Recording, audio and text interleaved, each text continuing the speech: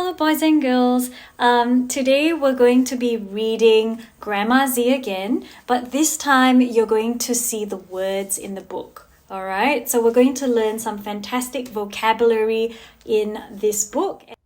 So learning intention for today's lesson is we are learning to retell a text. Today we are going to focus on one success criteria, and that is I can sequence events in order using detail and vocabulary from the text. Grandma Z by Daniel Gray Barnett. Grandma Z. This time we're going to be reading with the words. On an ordinary day, in an even more ordinary town, it was Albert's birthday.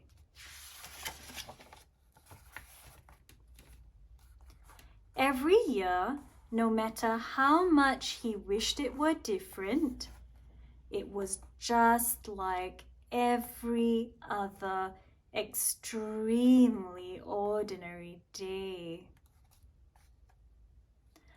A robot piñata? Bake a cake? Oh dear, no, said his mother. I wonder what a robot piñata is. Can you say the word piñata? Let's open the flap to find out. Well, it looks something like this. A piñata is a shape, okay? It could be a robot piñata. In this case, it's a robot-shaped box, and inside it's filled with sweets.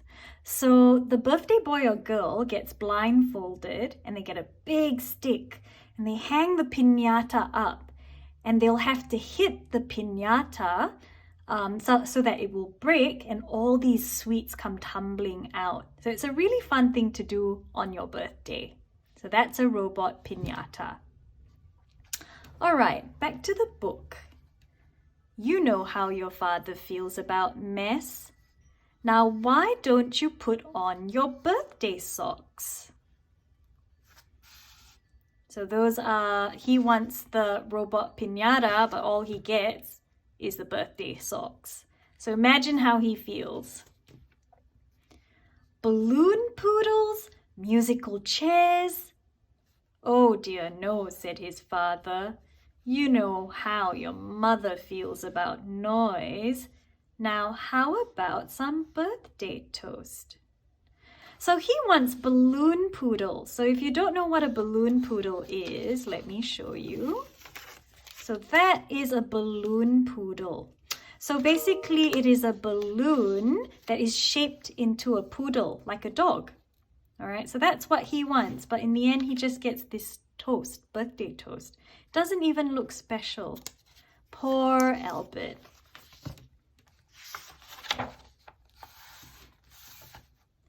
Albert closed his eyes and imagined himself at a birthday party, holding a piece of chocolate cherry ripple cake. Then he made a wish. Knock, knock, knock. Albert's mother jumped. Knock, knock, knock. Albert's father jumped. Knock, knock, knock. Albert opened the door. Standing there was a strange woman. But Albert knew who she was. He had seen her in the old photo albums. It was his grandmother. It was Grandma Z. Grandma Z looks really happy to see him. Happy birthday, Albert, she said. Chocolate cherry ripple is a marvelous choice. Shall we go? Albert got a fluttery feeling in his stomach, like 100 monarch butterflies coming out of their cocoons. His skin began to tingle. So these are your monarch butterflies. And here's a really interesting fact about them. So monarch butterflies are these orange butterflies with the black lines or lacing. And what they do is during the different seasons, they actually migrate. So they fly in the millions and they might go from one country to another country just so that they can keep warm. So that's something quite interesting about monarch butterflies. Albert's not going anywhere, said Albert's parents. But Albert didn't want to spend his birthday like every other day. Grandma Z, said Albert, where are we going? He's really excited. Well, said Grandma Z, you are most definitely going places. But today, we're just off to do some ordinary birthday things. And off they go on her motorcycle. Vroom, vroom, vroom. They went hunting for dew of the sea, thunder plants, and dead man's bells. So, dew of the sea is actually this plant here. So in Latin, it's called dew of the sea, but it's actually rosemary. And you might find Mum putting this herb in your roast meats. It's got a nice smell to it and a good flavor too. And these are thunder plants. These plants over here. What an interesting name. They climbed Enchanted Rock. So this is Enchanted Rock over here. Enchanted means magical. So there might be something magical about this rock. The story doesn't really talk about why it's enchanted, but that's what enchanted means. At the curiosity shop, Mr. McQuillan showed Albert the dragon's tooth horn. So this is the curiosity shop. That's the tooth horn that Albert's looking at. Now, a curiosity shop is just a shop that sells unusual things. So let's see what this shop's selling. They're selling a skeleton, they're selling a teapot, they're selling a violin. So it's just a mix of unusual things. That's what a curiosity shop is. Some things that make us curious or interested in what they could be. They played in the midnight forest. Ooh, look at that dark forest. All the eyes peering out. They went bird watching, where Albert spotted sandpipers on their way to Siberia. So this is a sandpiper. I've actually got a real photo of it. It looks kind of like this. So they've tried to draw it as close as possible. And this little bird actually likes to look for food along the shores of beaches. So that's what a sandpiper looks like.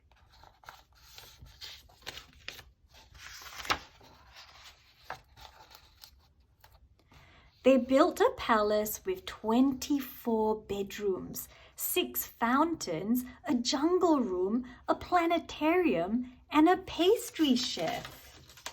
So a planetarium. Now we don't get to see it in this book, but I've actually brought a picture of what a planetarium is. So this is a planetarium and it has a dome-shaped ceiling or a circular ceiling. So it looks a bit like a circle. And on it they have moving stars. And when you wear these glasses, it almost feels like you are in the night sky looking up at the millions of stars and the different planets too. It's quite a beautiful experience.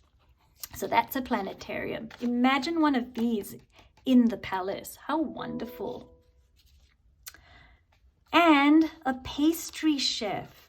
So this is a pastry chef. Now a pastry chef could be a woman, it could be a man. It's somebody who bakes a lot of sweet treats. So for example, like cakes and croissants and different types of cakes. So that's a pastry chef, somebody who makes the dessert. The king and queen of Ostanovia thought it was so impressive. They asked if they could stay for the summer. So they really, really liked the palace very, very much. Look at them, they look so happy. They taught Icelandic horses how to can, rode the Big Dipper 7 times in a row, and discovered a new species of beetle. So these are the Icelandic horses. These are the horses. They look like they're having a wild time.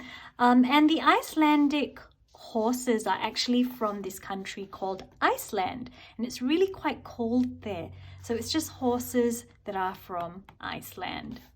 Now the Big Dipper is something that they went on. Do you think you know what the Big Dipper is? You're right. It's this big ride. And it looks like this. All right, so the Big Dipper is sort of like a roller coaster ride. It goes up, it goes down, it goes around. So that is a Big Dipper. There's one more thing this day needs to be truly special. And here they are having a gorgeous birthday party with everybody that they met in it. How beautiful.